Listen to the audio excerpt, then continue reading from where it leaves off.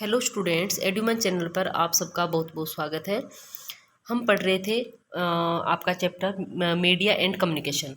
उसके अंदर हमने पढ़ लिया था कम्युनिकेशन क्या होता है, कम्युनिकेशन के टाइप्स कौन कौन से होते हैं। अब हम पढ़ेंगे how does communication takes place, यानी कि प्रोसेस ऑफ कम्युनिकेशन। क्या होता है प्रोसेस ऑफ कम्युनिकेशन, चलिए देखते हैं।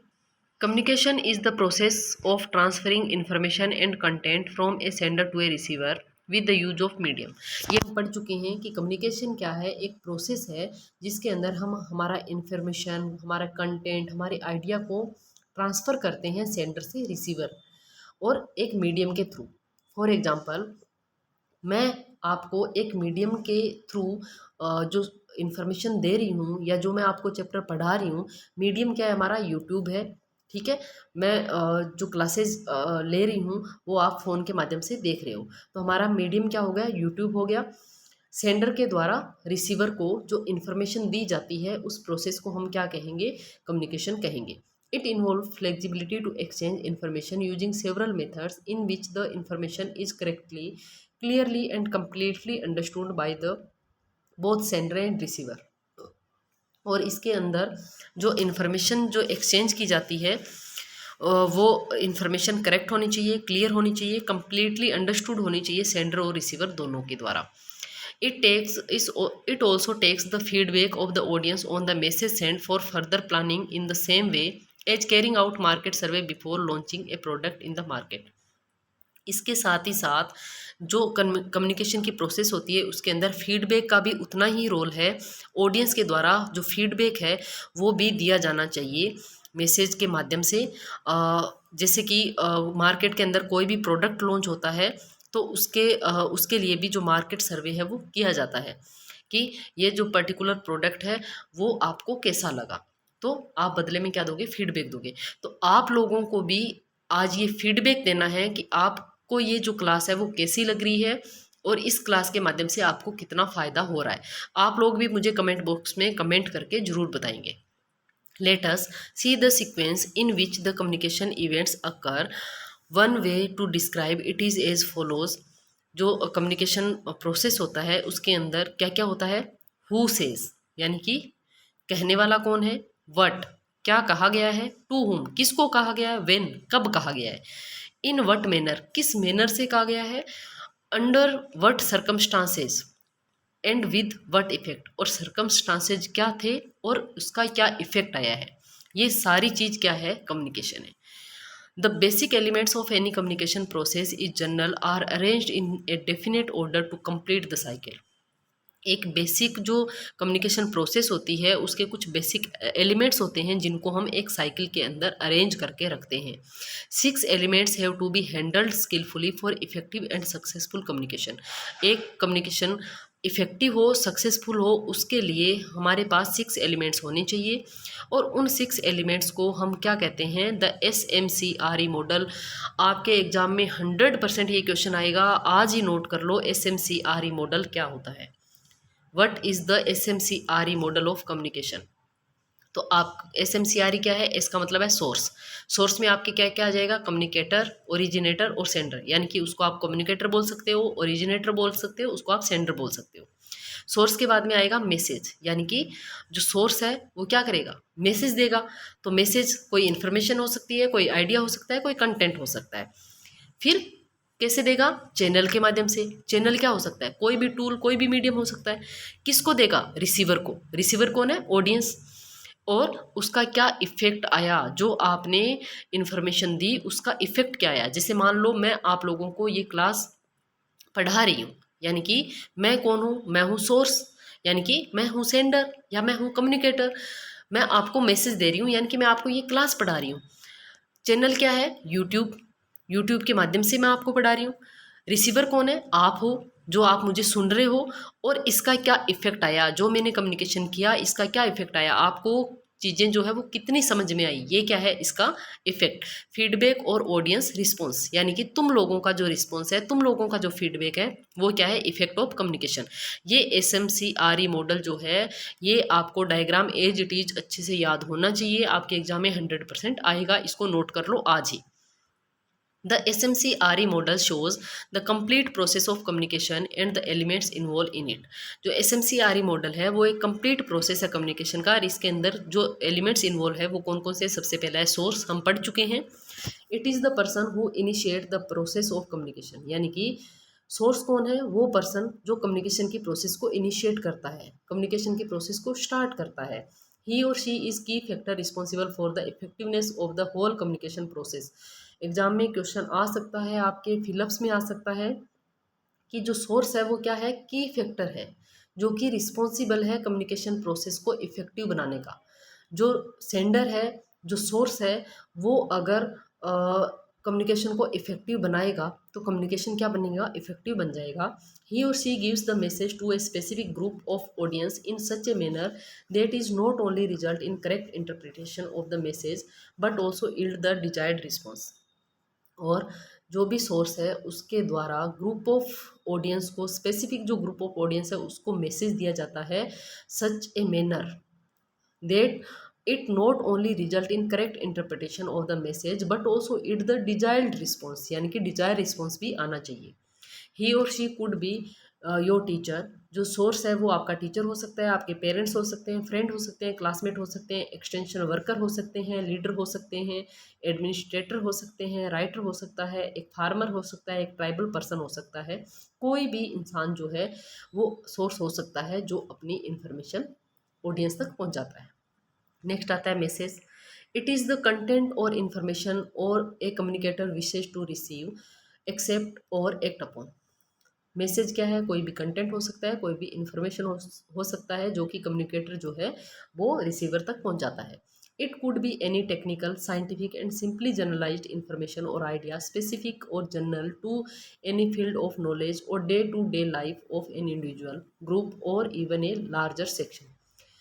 और ये जो मैसेज है वो टेक्निकली साइंटिफिक होना चाहिए, सिंपली जनरलाइज्ड होना चाहिए। कोई भी आपका आइडिया हो सकता है, कोई भी स्पेसिफिक या जनरल कोई भी नॉलेज का फील्ड हो सकता है, आपकी डे टू डे लाइफ का कोई मैटर हो सकता है। मैसेज कुछ भी हो सकता है, कुछ भी का मतलब कि मीनिंगफुल मैसेज होना चाहिए। A good message should be simple yet appealing and clear. एक अच्छा मैसेज क्या माना जाता है, जो सिंपल होना चाहिए और क्लियर होना चाहिए। It should also be very specific, authentic, timely appropriate and applicable for the channel selected and the nature and type of receiver group। और मैसेज कैसा होना चाहिए, स्पेसिफिक होना चाहिए, ऑथेंटिक होना चाहिए, टाइमली होना चाहिए, अप्रोप्रिएट होना चाहिए, एप्लीकेबल होना चाहिए चैनल के लिए। जो चैनल आपने सेलेक्ट किया है उस चैनल के लिए एप्लीकेबल भी होना चाहिए, अप्रोप्रिएट भी होना चाहिए। नेक्स्ट है चैनल। चैनल क्या है, जिस माध्यम से हम मैसेज पहुंचाएंगे। The medium of communication through which the information flows from a sender to one or two receiver is a channel. Channel क्या है, वो मीडियम जिसके द्वारा हम कम्युनिकेशन करते हैं, जिसके द्वारा हम हमारे इन्फॉर्मेशन को सेंडर से रिसीवर के पास पहुंचाते हैं, उस माध्यम को हम चैनल कहेंगे। चैनल फेस टू फेस हो सकता है, वर्ड ऑफ माउथ हो सकता है, is the simplest and one of the most effective means of communication. सबसे इफेक्टिव कम्युनिकेशन क्या होगा, फेस टू फेस होगा। जैसे अगर आज मैं आपकी क्लास में खड़े होकर आपको पढ़ा रही होती तो कम्युनिकेशन ज़्यादा इफेक्टिव होता, क्योंकि आप मेरे फेशियल एक्सप्रेशन देख सकते थे, आपको अगर बीच में कोई डाउट होता तो आप पूछ सकते थे, तो वो कम्युनिकेशन ज़्यादा इफेक्टिव होता। लेकिन यहाँ पर हम जो है एक जो यूट्यूब चैनल के माध्यम से पढ़ रहे हैं, तो ये रिकॉर्डेड क्लास आपको मिलती है, तो आप जो है तुरंत मुझसे कोई क्वेश्चन नहीं पूछ सकते हैं, आपको मेरे फेशियल एक्सप्रेशन नहीं दिखते हैं। It is perhaps the most widely used medium of communication in a majority of developing and less developed countries of the world। Mostly जो मीडियम है वो यही मीडियम यूज किया जाता है, फेस टू फेस मीडियम, जो डेवलपिंग और less developed countries है उनमें। But with the passage of time and social change in society the emphasis has shifted to advance mass media and multimedia technology.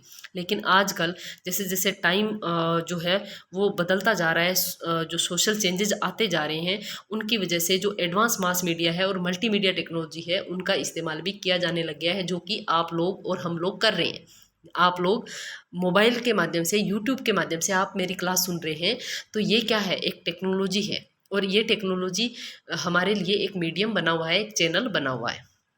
There can be two types of channel. Channel दो तरह के होते हैं। Interpersonal communication channel, interpersonal का मतलब individual and groups, यानी कि एक व्यक्ति से अधिक। जैसे मैं अगर आप लोगों के साथ कम्युनिकेशन कर रही हूँ तो इंटरपर्सनल। इंट्रापर्सनल क्या होगा, मैं मेरे साथ ही कम्युनिकेशन कर रही हूँ, लेकिन इंटरपर्सनल में मैं आप लोगों के साथ कम्युनिकेशन कर रही हूँ। मास मीडिया कम्युनिकेशन क्या होगा, जिसमें एक व्यक्ति बहुत सारे लोगों के साथ कम्युनिकेशन करता है एक ही टाइम में, जैसे सैटेलाइट है, वायरलेस है और साउंड वेव्स है। नेक्स्ट आता है रिसीवर। हमने पढ़ा सोर्स, दूसरा हमने पढ़ा मैसेज, तीसरा हमने पढ़ा चैनल। अब चैनल के माध्यम से मैसेज कहाँ जाएगा, रिसीवर के पास जाएगा। It is the intended audience of the message or the target of the communication function. हमारे कम्युनिकेशन फंक्शन का टारगेट क्या होते हैं, ऑडियंस होते हैं, रिसीवर होते हैं जो मैसेज को रिसीव करते हैं। It could B an individual और ग्रुप, मेन और वीमेन, रूरल और अर्बन, ओल्ड और यंग। यानी कि जो रिसीवर है वो कोई भी हो सकता है, कोई एक व्यक्ति हो सकता है, कोई ग्रुप हो सकता है, कोई आदमी औरत, जो ग्रामीण हो सकता है या शहरी लोग हो सकते हैं, बूढ़ा हो सकता है या यंग हो सकता है। The more homogeneous the receiver group, the greater or the chances of successful communication. और सक्सेसफुल कम्युनिकेशन के चांसेस अगर हम होमोजीनस ग्रुप के साथ करते हैं कम्युनिकेशन, तो जो कम्युनिकेशन है वो ज़्यादा सक्सेसफुल होता है। फॉर एग्जांपल, जैसे 11th क्लास में तुम लोग पढ़ रहे हो तो सबकी एज ग्रुप लगभग सिमिलर होगी, तो होमोजीनस ग्रुप हो गया तुम्हारा। तो ये जो कम्युनिकेशन है वो क्या होगा, इस कम्युनिकेशन के सक्सेसफुल होने के चांसेस ज़्यादा बढ़ जाएंगे। नेक्स्ट है इफेक्ट ऑफ कम्युनिकेशन, जिसको हम फीडबैक कहेंगे। A communication process is incomplete unless the response to the message is received.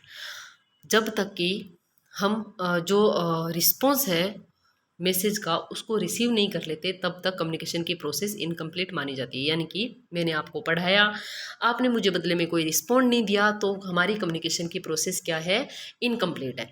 मैं आपको पढ़ा रही हूँ, आप मुझे कमेंट के माध्यम से आप मुझे बताएंगे कि मैम आपने जो पढ़ाया है वो हमें समझ में आ रहा है, या जो भी है, जो भी तुम लोग मुझे फीडबैक दोगे।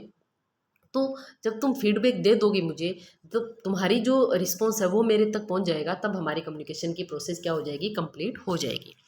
It is the initiating step as well as the terminating element in any communication process. ये एक इनिशिएटिंग स्टेप है, और कई कई कई बार जो कम्युनिकेशन होता है उसमें इस एलिमेंट को टर्मिनेट कर दिया जाता है। यानी कि ये एलिमेंट जो है जनरली कम्युनिकेशन के अंदर हमें देखने को नहीं मिलता है।